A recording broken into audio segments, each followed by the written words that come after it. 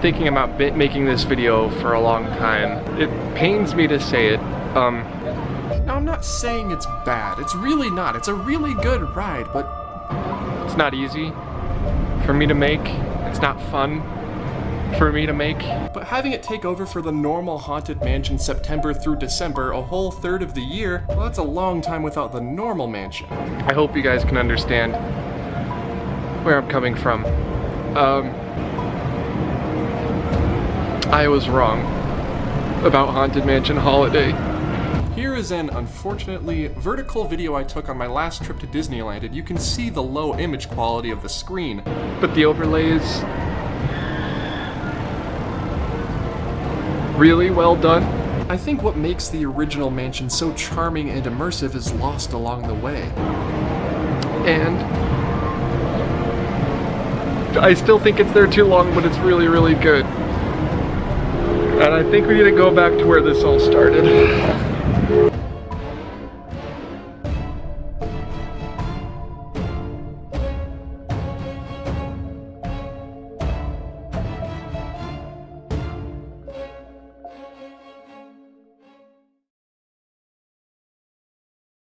On October 5th of 2019, I made a video that I think about a lot.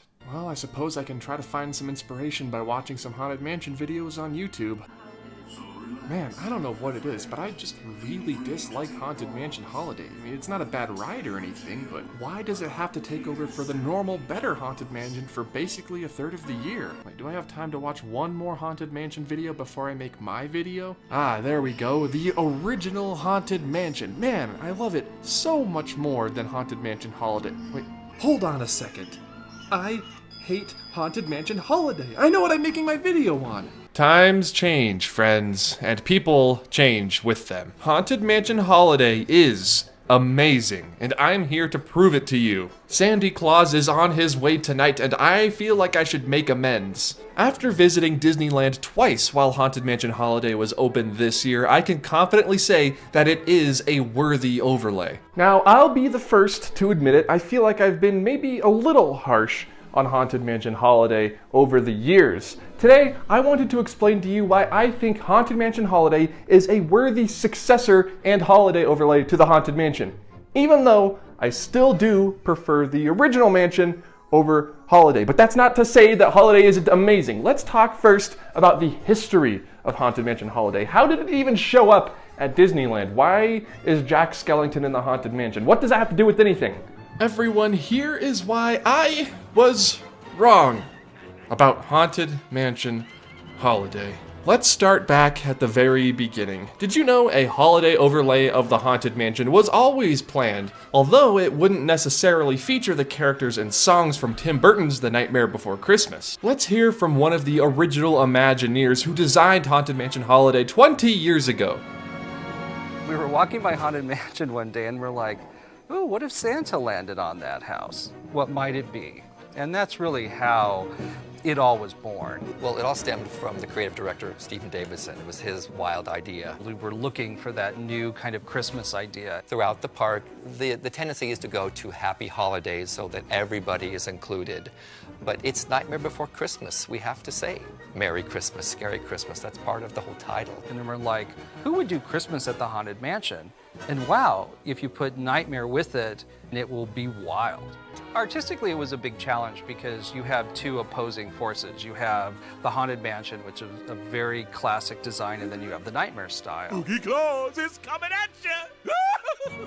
We're not trying to recreate the movie, we're inspired by the movie, so we're taking various little pieces of it and then sticking it into the Haunted Mansion as though Jack has flown in, landed on the attraction, and decorated the place in his Halloween/Christmas style. Since 1997, Disney had featured It's a Small World Holiday as part of their seasonal offerings for the holidays, and everybody loved it. And they still do to this day. And who can blame them? I mean, look at this. It's the best. The Country Bear Christmas Special was also very popular. Now it's been replaced by Winnie the Pooh, but back in the day, people loved these holiday overlays, and Disney was looking for other attractions they could work the holidays into. And the Haunted Mansion, well, that was just begging for some holiday spirit. Get it? I think it's interesting that the Christmas season has always had these sort of ties to esoteric, spooky spirits and demons and ghosts and goblins. Well, not goblins, they collect gold. But back in the 5th and 6th centuries, the Germanic people of Europe would gather around the Yule log and tell stories. The Yule log being a massive tree trunk that they would burn for warmth over the course of the winter solstice, the coldest point of the year. And since it was so cold outside, you couldn't really go out hunting and conquering all that often, so you'd sit around the log and tell stories, yes,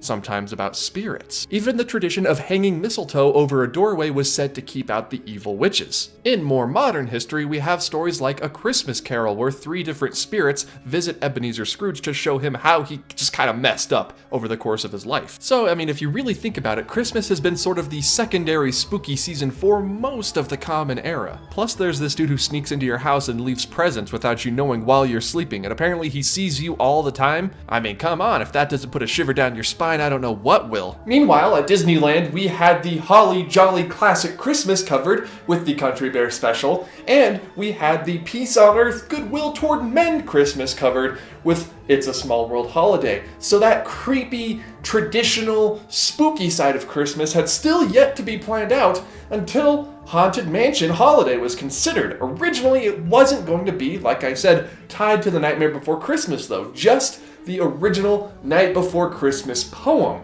Because again, let's face it, someone sneaking into your house in the middle of the night, a little spooky. The overlay went through many different iterations. Originally a retelling of A Visit from St. Nicholas by Clement Clarke Moore, which some may know as The Night Before Christmas, before moving on to a retelling of A Christmas Carol by Charles Dickens because, you know, ghosts, before Disney decided to draw upon IP, intellectual property, everybody's favorite part about the Disney parks, to tie together the original idea of A Visit from St. Nicholas with the ever-increasing popularity of the then cult classic, The Nightmare Before Christmas. Tim Burton's 1993 stop-motion movie had been considered a sleeper hit because both fans and critics loved it, although it did okay at the box office. It was by no means raking in the dough, but the tone of the movie, the fantastical and whimsical parts mixed with the creepy and unnerving aspects, tied in perfectly with the classic New Orleans Square attraction. And may I just say that to this day there have only been 2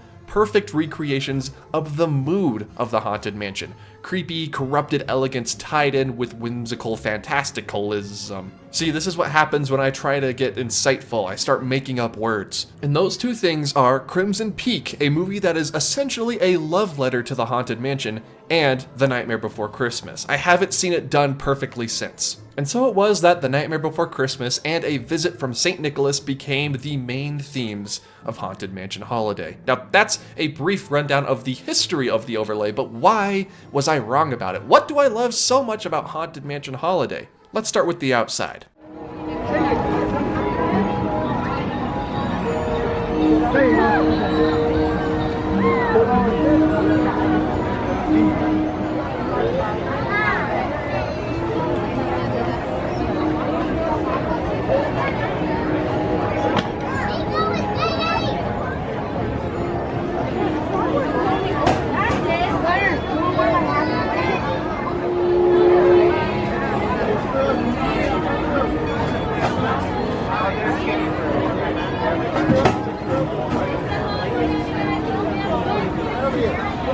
Alright, need I say more? Moving on to the next point. No, seriously, this attraction at night is unmatched by any other attraction at the Disney parks except for Small World Holiday. And there's 2 touches that really just do it for me, and those are the candles flickering all around the outside of the mansion. It adds more of an ominous feel to the normal, regal and clean looking mansion. And then alongside that, we have the Phantom Manor music box. Something that, upon first hearing it, you would say, yeah, that's sort of like a music box, Christmassy, sort of unnerving. Sure, this belongs with Haunted Mansion Holiday, but for the real Haunted Mansion fans, like me, it's a nice, cool little wink and nod to an overseas park attraction over in the American parks, which you don't see too often. Very cool. Now, I'm not going to do a play-by-play of the entire attraction, unless you guys want that. I'm just going to go through my favorite parts on the inside, starting with the foyer, which shows off even more candles and garland with skulls hanging above our heads, sort of easing us in to this creepy Christmas. And of course, the real handmade stained glass portraits in the stretching room. These are a highlight for me. I could just look at these all day. But unfortunately, here comes one of my main concerns about Haunted Mansion Holiday, and that is the screen above us. Now, I have two main really big complaints about Haunted Mansion Holiday. Other than that, though, top tier. High quality. I've talked about how screens can be used effectively before, and this is not an effective way to use a screen, especially when the image is so low quality. I do not like the screen used for the stretching room. Please, please, please bring back the scrim. The free sleigh rides guy, he's kind of terrifying, but he's also cute at the same time. Ominous. What is it? It's got pinpoint red eyes? I don't know. It's horrifying though, and I want to have him in my house. And who could forget Madame Leota, now in the form of an ornament, taking us through her own spooky version of the 13 Days of Christmas. But it's after Leota's scene where we arrive at what I consider to be the centerpiece of Haunted Mansion Holiday year after year, and that is the Grand Hall, also known to us casuals as the ballroom. Because the ballroom contains the handmade, changing year after year, Haunted Mansion Holiday Gingerbread House, which that alone is worth a trip every single year. We are here at the Central Bakery and we are finishing the final touches of the gingerbread house that goes into the Haunted Mansion Holiday. This year, we are celebrating the 20th presentation of Gingerbread House. What makes this specific house unique is we are getting elements from the last 20 houses and putting them specifically into this house. Over 200 pounds of sugar. 50 pounds of egg whites, ugh. And over 1 pound of glitter are all used to help make the Haunted Mansion Holiday Gingerbread House as great as it is every single year. And here's the deal, folks, it changes every single year. Right behind me now, you're seeing all of these gingerbread houses from Christmas past. And this year, for the 20th anniversary, it's sort of an amalgamation of all of the past gingerbread houses. My personal favorite, though, because I am a Haunted Mansion fan at heart, is the one from 2019, the 50th anniversary gingerbread house. Look at that. Well, if that ain't just a love letter to Walt's scariest attraction, besides Snow White and Mr. Toad.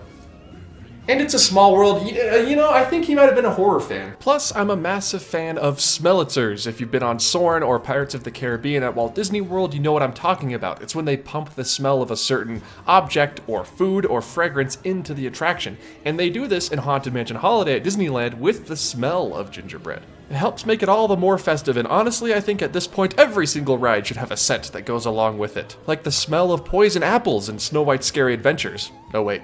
Or the smell of fire and brimstone in Mr. Toad's Wild Ride. Or perhaps the smell of death and decay in It's a Small World. But it wouldn't be a video talking about how much I love Haunted Mansion Holiday without talking about how much I hate Haunted Mansion Holiday. But I don't hate Haunted Mansion Holiday also, by the way.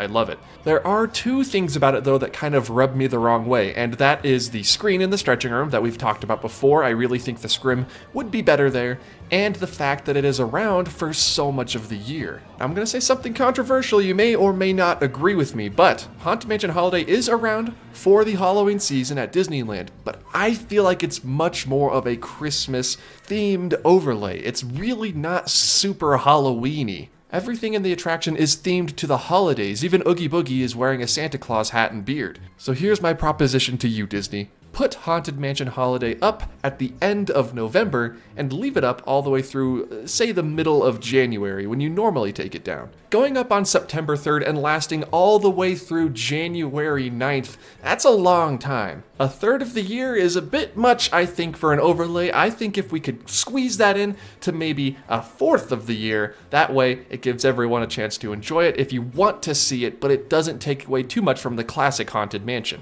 Again, because I think it's more of a holiday attraction, less of a Halloween attraction. So I think Disney should focus more on the winter season for Haunted Mansion Holiday rather than the autumn, fall, Halloween spooky time, because it's not really spooky, it's more jolly? But that's it, those are my only two complaints about Haunted Mansion Holiday. Everything else about it is amazing. You know the Imagineers who designed this attraction wanted to take into account how well loved and how well produced the original Haunted Mansion is. You can't just toss some Nightmare Before Christmas characters in there and screens and call it a day. No, you have to have them be super high detail because the original attraction is super high detailed. And doing a very low detailed, cheap overlay over the classic, expensive, and very, very well detailed Haunted Mansion, it wouldn't really look good. And so I commend the Imagineers for putting that level of detail in. But listen, Disney, I'm a reasonable man. I'm always down to make a barter. If you want to keep Haunted Mansion Holiday up through Halloween, maybe make some changes. Sort of have two holiday overlays in one, right? So the Haunted Mansion Holiday can easily be put in and taken out of the Haunted Mansion.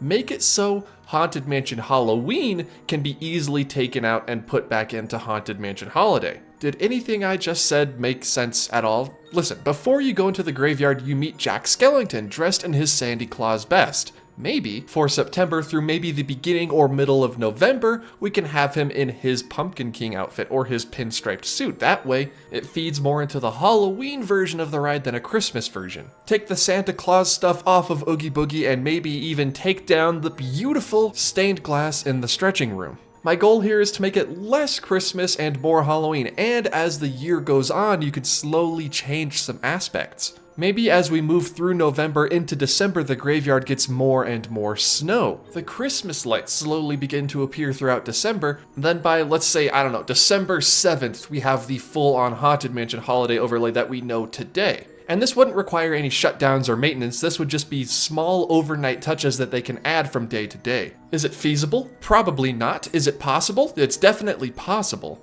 One, it would give the overlay a reason to premiere before and during Halloween, because right now it's really not a Halloween overlay. And two, rewritability. You really want to sell out those park reservations, Disneyland? Here's a way to do that. People will be rewriting this attraction every day or every week to try to find what has changed. And I mean, bonus third reason, Disney's never done an evolving attraction like this ever before, and it'd be really cool to see. I think the very fast transition from the normal Haunted Mansion to Haunted Mansion Halloween, and then the very slow transition from Haunted Mansion Halloween to Haunted Mansion Holiday gives Imagineers even more tools to help boost immersion. I mean, again, this is definitely a pipe dream, and it would take an ungodly amount of coordination, but it would be cool to see. And then just put back the scrim, and you have yourself a worthy 100% amazing successor to the Haunted Mansion. But hey, that's just pie in the sky nitpicky stuff, okay? Haunted Mansion Holiday is perfect the way that it is.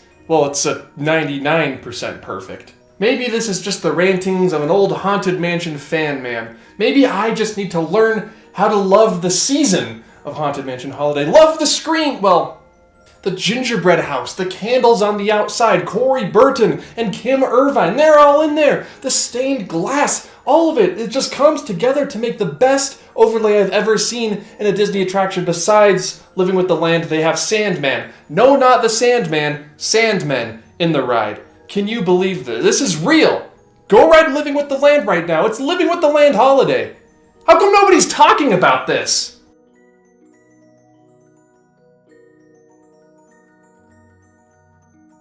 All right, everyone, I've done it. I've admitted it. I've swallowed my pride, and I've admitted that I was wrong about Haunted Mansion Holiday. It's actually pretty darn cool. For my Florida friends out there, I guess just go visit Tokyo really quick and ride their version of Haunted Mansion Holiday to get an idea of what it would be like in your Haunted Mansion.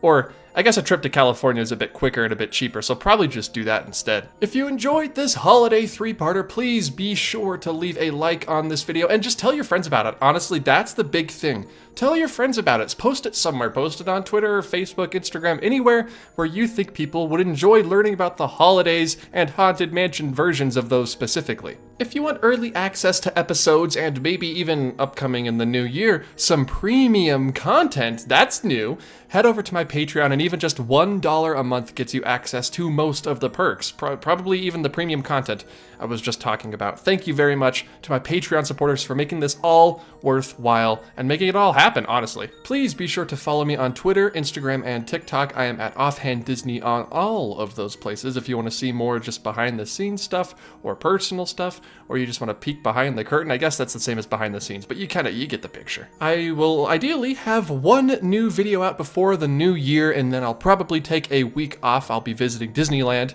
the first week of January, but then after that, it's all right, back to the grindstone, and I'll see you guys all in the new year. 2022 is happening. Like I said in my previous vlog, please, please, please be good. All right, thank you all so much for watching. Have a Merry Christmas, Happy Holidays, Happy Hanukkah, Happy Kwanzaa, Happy Navidad, Feliz Navidad, I guess I should say. Whatever it is you celebrate, have a good one. And I will see you all in the next video. Goodbye.